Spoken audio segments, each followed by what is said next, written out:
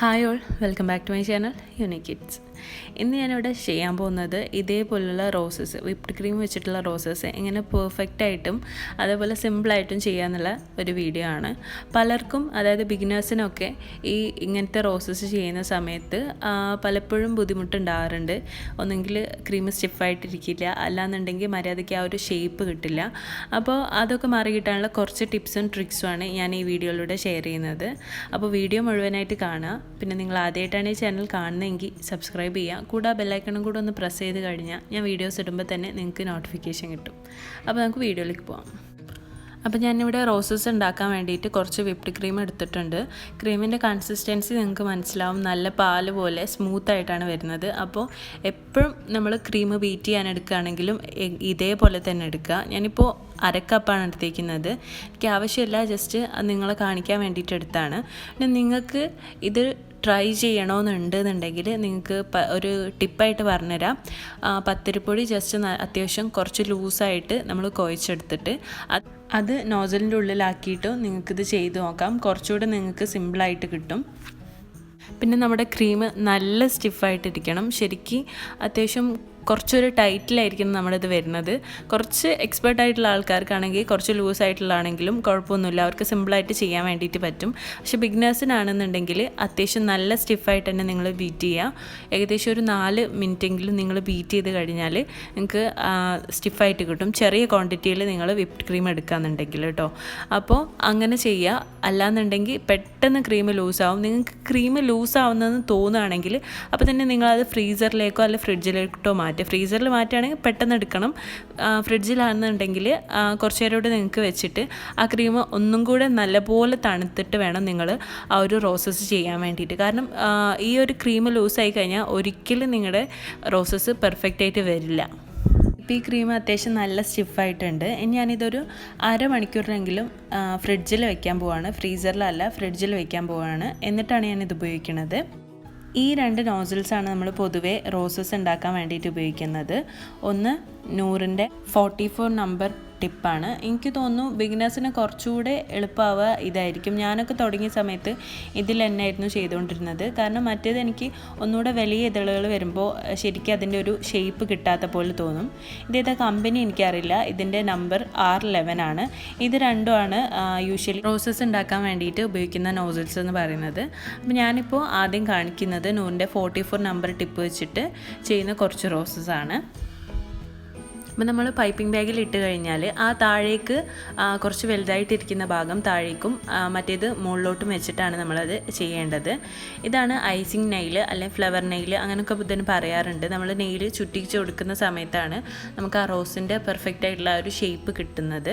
അപ്പോൾ ഇതും കയ്യിൽ വേണം. അത് നമുക്ക് വീട്ടിൽ തന്നെ ഉണ്ടാക്കാം. ജസ്റ്റ് ഒരു അലൂമിനിയം ഫോയിലും ഒരു കോയിനും ഉണ്ടെന്നുണ്ടെങ്കിൽ നമുക്ക് വീട്ടിൽ തന്നെ ഉണ്ടാക്കാം. അപ്പോൾ ഞാൻ നൂറിൻ്റെ 44 നമ്പർ വെച്ചിട്ട് ചെയ്യാൻ പോവാണ്. നിങ്ങൾ പൈപ്പിംഗ് ബാഗിലോട്ട് ഇടുന്ന സമയത്ത് അതിൻ്റെ ഞാൻ ആ മാർക്ക് ചെയ്ത ഭാഗം ആ നോസിലിൻ്റെ ഏകദേശം ഒരു തറ്റത്തായിട്ട് നമ്മൾ കട്ട് ചെയ്ത് കൊടുക്കുക. ആ കത്രിക വെച്ചിട്ട് മാർക്ക് ചെയ്യുന്ന ഭാഗത്ത് കട്ട് ചെയ്യുക. ഒരുപാട് പുറകോട്ട് പോകണ്ട. കാരണം നമ്മൾ വിപ്പിംഗ് ക്രീം പ്രസ് ചെയ്യുന്ന സമയത്ത് നോസിലടക്കം താഴേക്ക് വരും.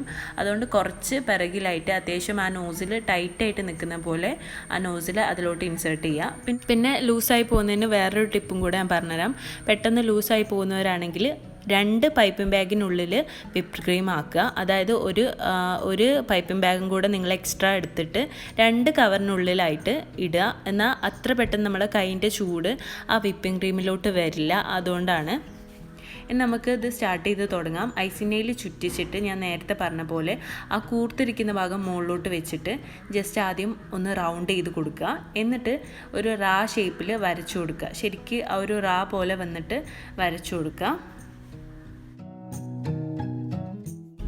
ലൈറ്റിങ്ങിൻ്റെ ചെറിയൊരു പ്രശ്നമുള്ളതുകൊണ്ട് നിങ്ങൾക്ക് മര്യാദയ്ക്ക് കാണാൻ പറ്റുന്നുണ്ടോ എന്ന് എനിക്കറിയില്ല. ഞാനൊരു 3-4 പ്രാവശ്യം അത് കാണിച്ചിട്ടുണ്ട്. ആദ്യം നമ്മൾ കുഞ്ഞു കുഞ്ഞു റാ എഴുതുക, അധികം വലിച്ച് നീട്ടാണ്ട് എഴുതുക. പിന്നെ ഒന്നുകൂടി റോസ് വിടർന്നിരിക്കാൻ വേണ്ടിയിട്ട് ആ റാ ഒന്നും കൂടെ വലിച്ചിട്ട് എഴുതുക. ഞാൻ ഈ വീഡിയോയിൽ കാണുമ്പോൾ തന്നെ നിങ്ങൾക്ക് ശരിക്കും മനസ്സിലാവും. പിന്നെ നമ്മുടെ ഇതളുകളൊന്ന് വിടർന്നിരിക്കണമെന്നുണ്ടെങ്കിൽ അതൊന്നും കൂടെ പുറത്തോട്ട് തള്ളിയിട്ട് ആ നോസിലിൻ്റെ ആ എഡ്ജ് ഒന്നും കൂടെ പുറത്തോട്ട് തള്ളിയിട്ട് ഒന്ന് നമ്മൾ പ്രസ് ചെയ്ത് കൊടുക്കുക. അപ്പോൾ ശരിക്കും നമ്മുടെ ആ ഒരു റോസാപ്പൂ ശരിക്കും വിടർന്നിരിക്കുന്ന പോലെ നമുക്ക് ഫീൽ ചെയ്യും. പിന്നെ ആദ്യം കുഞ്ഞു കുഞ്ഞു റാ വരയ്ക്കുക, അല്ലാന്നുണ്ടെങ്കിൽ ആദ്യം തന്നെ വലിയ ഇതളായിട്ടിരിക്കും. അപ്പോൾ നമ്മുടെ റോസിനൊരു പെർഫെക്ഷൻ കിട്ടില്ല. നമ്മുടെ റോസ് ശരിക്കും പെർഫെക്റ്റ് ആയിട്ട് വന്നിട്ടുണ്ട്. അപ്പോൾ ആ റോസ് ട്രാൻസ്ഫർ ചെയ്യുന്ന സമയത്ത് ഒരു ഫോർക്ക് ഉപയോഗിച്ചിട്ട് ട്രാൻസ്ഫർ ചെയ്യുക. എന്നിട്ട് ജസ്റ്റ് ഒരു കത്രിക വെച്ചിട്ടോ അല്ലെങ്കിൽ പിന്നെ നമ്മുടെ ആ ഫ്ലവർ മാറ്റുന്ന ഒരു സിസർ തന്നെ ഉണ്ട്, അത് വെച്ചിട്ട് മാറ്റിയെടുക്കുക. നിങ്ങൾ ഡയറക്റ്റ് കേക്കിലോട്ട് വെക്കുകയെന്നുണ്ടെങ്കിൽ അങ്ങനെ വെക്കുക, അല്ലാന്നുണ്ടെങ്കിൽ ഒരു ബട്ടർ പേപ്പറിലോട്ട് മാറ്റിയിട്ട് മിനിമം 1 hour നിങ്ങൾ ഫ്രീസ് ചെയ്യുക. എന്നാലേ നമ്മൾ കേക്കിലോട്ട് ട്രാൻസ്ഫർ ചെയ്യുന്ന സമയത്ത് അത് കുറച്ചുകൂടി കട്ടിയായിട്ടിരിക്കുള്ളൂ.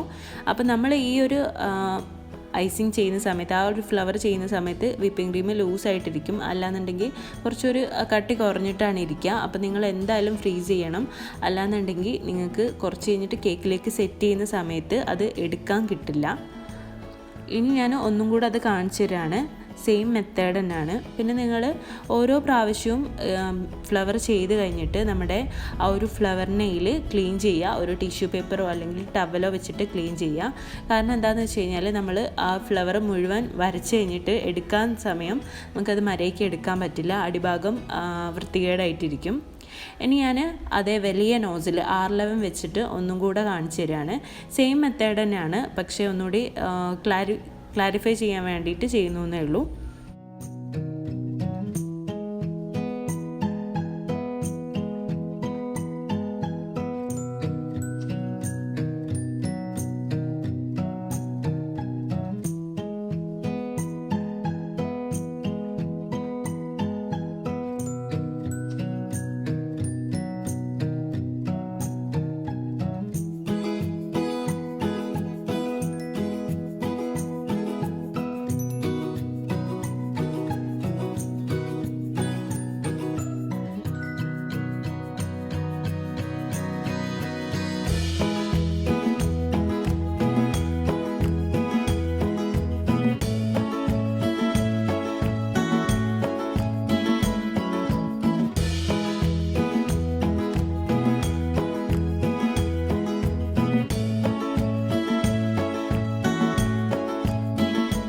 അപ്പോൾ എല്ലാവരും ഇങ്ങനെയൊന്ന് ട്രൈ ചെയ്ത് നോക്കുക. ഈ ടിപ്സൊക്കെ നിങ്ങൾക്ക് യൂസ്ഫുൾ ആവുമെന്ന് വിചാരിക്കുന്നു. അപ്പോൾ വീഡിയോ ഇഷ്ടമായെങ്കിൽ ലൈക്ക് ചെയ്യുക, കമൻറ്റ് ചെയ്യുക, ഫ്രണ്ട്സ് ആൻഡ് ഫാമിലിക്കൊക്കെ ഈ വീഡിയോ ഒന്ന് ഷെയർ ചെയ്ത് കൊടുക്കുക.